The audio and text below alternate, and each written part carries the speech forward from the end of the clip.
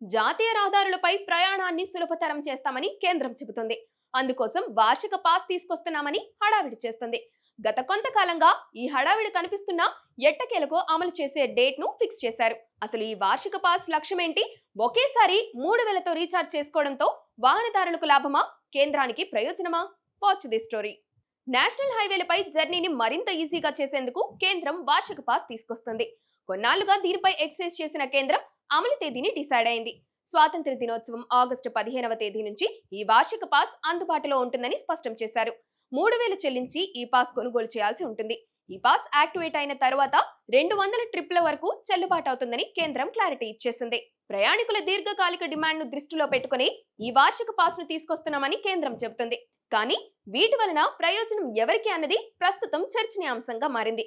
ముందే 3000తో రీఛార్జ్ చేసుకోవడం వల్ల అచ్చం ప్రైవేట్ లిమిటెడ్ కంపెనీల కేంద్రానికి భారీగా ఆదాయం సమకూరుతుంది. దాంతో జాతీయ రహదారులపై ప్రయాణించే వాహనదారులకు ఈ పాస్ వలన ఎంత మేలు జరుగుతుందో చెప్పలేం, కానీ కేంద్రం అకౌంట్లోకి ఒకేసారి భారీ మొత్తంలో నగదైతే వెళ్లుతోంది.